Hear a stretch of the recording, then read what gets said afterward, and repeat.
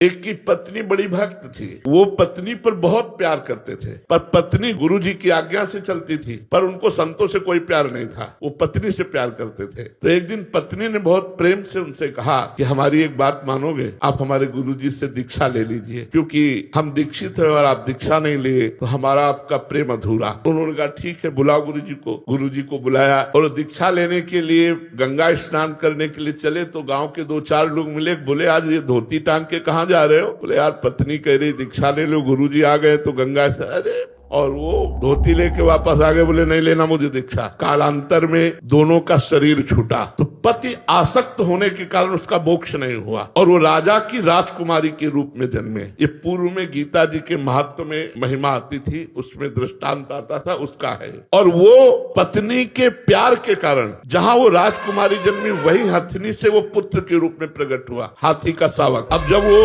नव युवक अवस्था में हाथी आया और श्रृंगार करके राज सवारी निकली और राजकुमारी सिंहासन पर आरूढ़, तो जे भी उसने देखा तो पूरी स्मृति जागृत हो गई कि ये तो मेरी पत्नी थी। अब ये राजकुमारी और मैं हाथी हूँ, कैसे मिलन हो सकता है? वो चुपचाप सहता रहा क्योंकि कुछ अपनी बात व्यक्त नहीं कर सकता, हाथी रूप में है। अब राजा ने अपनी राजकुमारी का स्वयंवर रचा। जे ही स्वयंवर की घोषणा हुई तो उसने खाना पीना सब छोड़ दिया। वो बहुत ही सुशोभित हाथी के रूप में था। राजा को सूचना पहुंची, राजवैद्यों ने देखा, बोले कोई रोग नहीं। राजकुमारी विज्ञान संपन्न थी क्योंकि भजन करती थी। उसने कहा इसकी औषधि मेरे को पता है, मुझे एक बार इसके समीप जाने दो। नजदीक गए और कान में कहा था गुरुदेव को वरण कर लो। नहीं वरण किया ना तो हाथी की योनि को प्राप्त हुए। सकुचाओ मत, तुम्हारे गले में जयमाला डालूंगी। सकुचाओ मत, स्वयंवर में तुम शोभा के लिए खड़े किए जाओगे और मैं तुम्हारे ही गले में माला डालूंगी और इस जन्म में इतना भजन करूंगी कि आगे जन्म में हम फिर दोनों मिलेंगे। उसने ऐसा ही किया। भजन के प्रभाव से अपने पति को हाथी की योनि से मुक्त करके